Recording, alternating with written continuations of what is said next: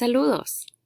Continuando con el contenido de la asignatura, abordaremos la temática la persona humana y sus múltiples dimensiones, unidad, apertura a la trascendencia, unicidad y libertad.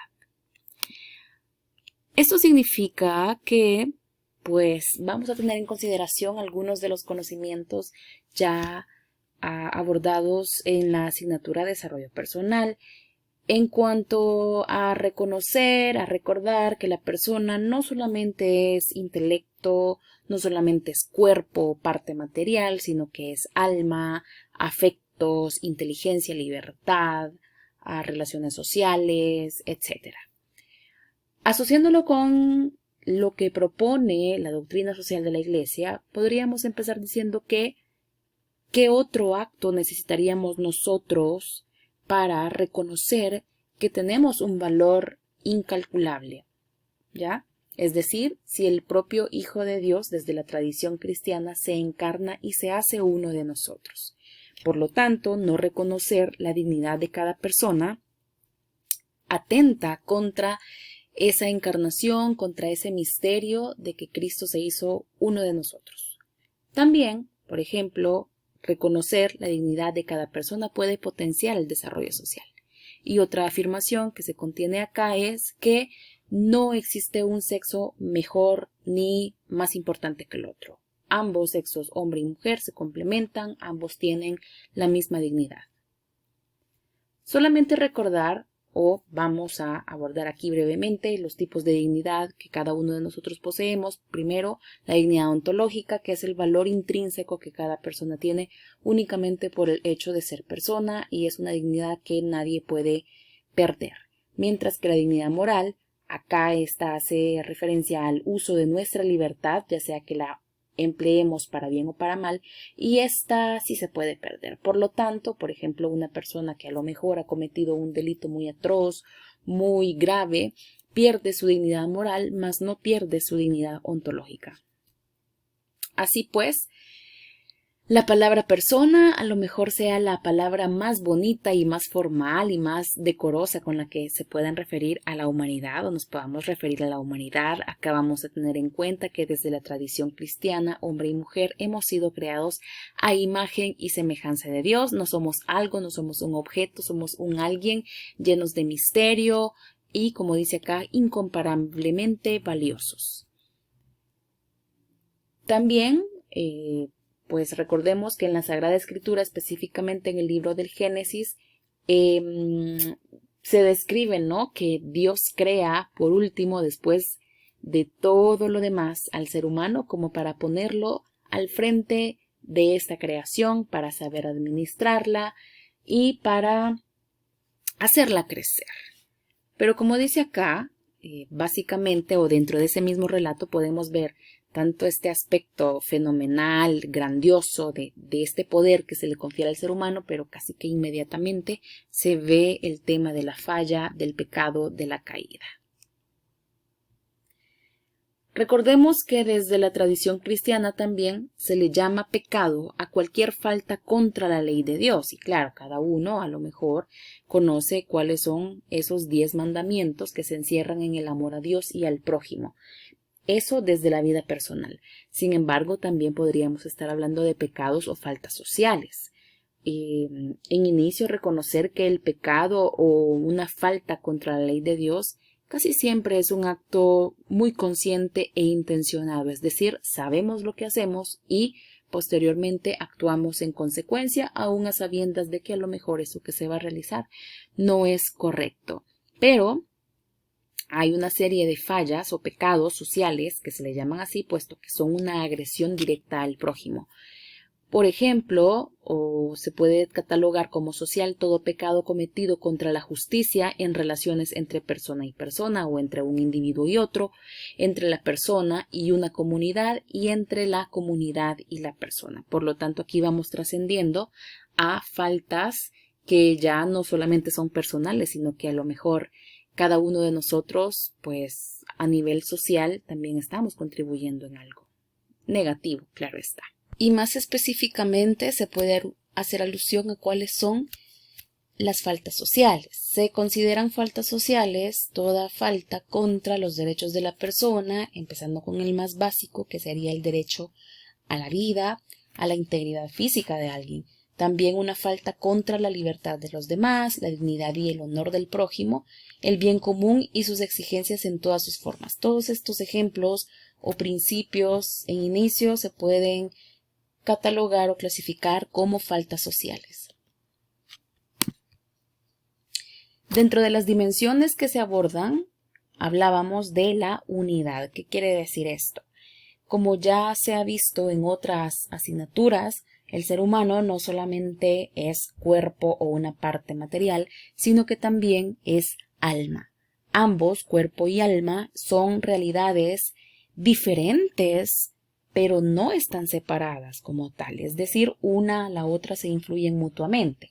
A lo mejor, un ejemplo concreto de cómo esto es en la realidad podríamos ponerlo cuando nosotros experimentamos diversas emociones y sentimientos, es decir, cómo las situaciones externas a nosotros nos impactan internamente y nos hacen actuar en consecuencia. El tema de las emociones y los sentimientos forman parte de esta dimensión no material del ser humano y pueden haber muchísimos más ejemplos que la persona sea inteligente o pueda comprender el mundo y todo lo que pasa a su alrededor. También es una parte o un ejemplo de cómo comprender esta unidad de cuerpo y alma.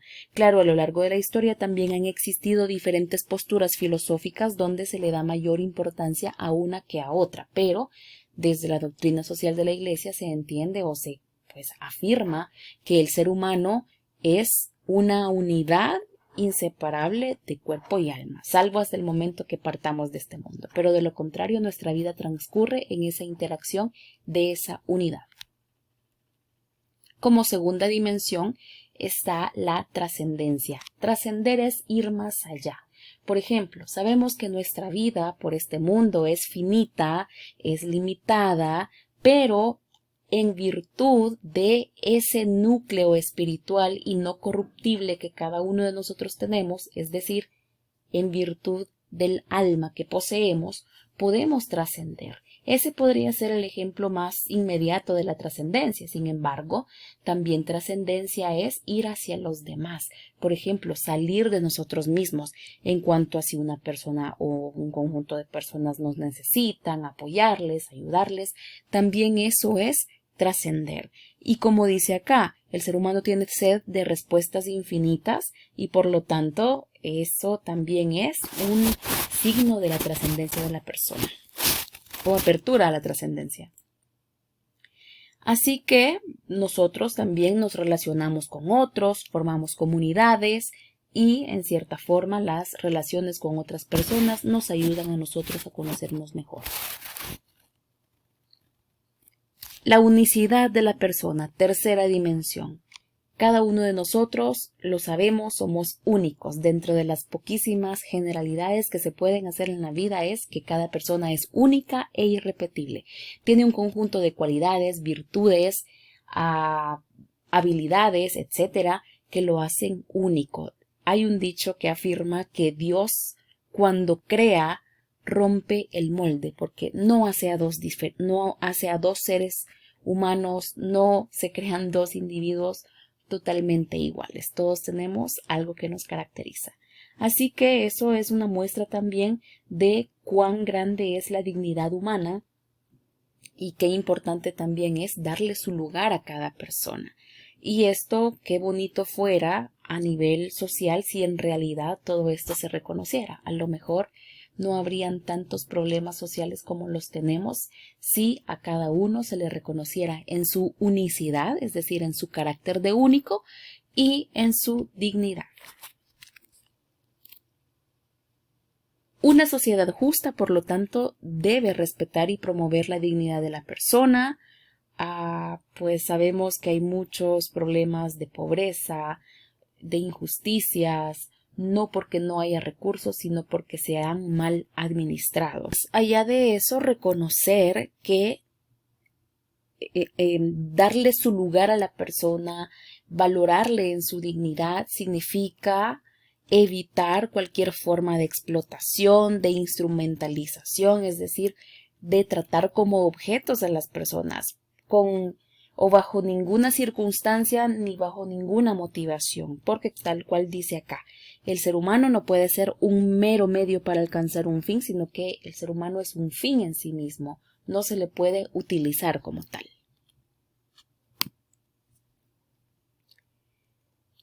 Así que, nuevamente, reconociendo esto, que en lo ideal toda sociedad debería estructurar sus leyes, sus reglamentos, sus diferentes políticas, formas de abordar las diferentes problemáticas sociales, siempre tomando en consideración ese respeto y consideración, reconocimiento de la dignidad humana para crear un orden social justo. Y como última dimensión, la libertad de la persona.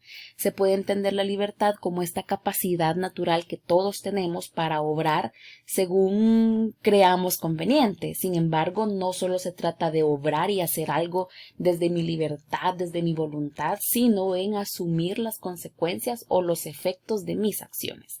Karol Wojtyła o San Juan Pablo II decía que la libertad es la autodeterminación de la persona a través de las acciones. Esto es, que cada uno de nosotros es como que nos vamos haciendo a nosotros mismos. Claro, cada uno tiene una realidad, una historia, circunstancias totalmente diferentes, pero eso no nos limita, por ejemplo, a poder lograr nuestros sueños o a poder cumplir con nuestros propósitos. Ser libre significa asumir la responsabilidad de nuestras decisiones, las acciones que realizamos e inclusive de las acciones que no realizamos, porque desde allí también se puede ejercitar la libertad. Si nosotros no asumimos esas consecuencias, es como que nos hayan obligado a hacer algo, pero ya a nuestra edad adulta todos somos capaces de responder por nuestros actos. Por lo tanto, es importante antes de ponerlos en práctica analizar qué consecuencias eventuales estos podrían tener para bien o para mal. Con frecuencia se puede confundir la libertad con el libertinaje. La libertad no es sinónimo de libertinaje porque son dos cosas totalmente diferentes. El libertinaje se entiende como una libertad excesiva, abusiva en lo que se dice, en lo que se hace. Si ya dijimos que la libertad es una capacidad de tomar decisiones, pero también de asumir consecuencias de los actos, el libertinaje es no tener restricciones. Y la libertad bien entendida sí tiene límites. Por ejemplo, las leyes. El punto de las leyes es un tema muy amplio, pero en inicio, claro, hay leyes injustas. No porque sean leyes significa que todo esté bien, ¿ya? Sin embargo, en inicio también las leyes, hay ciertas leyes civiles que están allí para ayudarnos a hacer un mejor uso de nuestra libertad, para no exceder los límites, para siempre transitar entre lo lícito o entre lo legal, entre lo moralmente bueno en muchos casos. Obviamente, y esto es algo que a lo mejor con frecuencia podríamos estar olvidando, el hecho de ser libres no significa, y tal cual lo acabamos de ver, no significa una libertad sin restricciones. Es decir, si yo, por ejemplo, tengo toda la libertad de pensar lo que yo quiera, de decir lo que yo quiera, de actuar como yo quiera, no significa que voy a violentar ni la integridad ni la dignidad de otras personas, porque eso ya sería una falta o ya no me movería dentro de los límites de la libertad. Es decir, si yo, por ejemplo, quiero hacer una marcha para que se me reconozcan mis derechos, muy bien, estoy en el derecho de poderla realizar, pero no tengo el derecho ni de agredir a otras personas ni tampoco de agredir una propiedad privada. Finalmente, ser libres, actuar libremente, como ya lo vimos, también es un derecho básico y fundamental. Pero a veces hay sistemas económicos y políticos que tristemente van en detrimento o van en contra de esta libertad de la persona. Y somos seres libres con limitaciones. La inteligencia va de la mano con la libertad para poder realizar nuestros fines y pues también actuar de acuerdo a nuestra dignidad.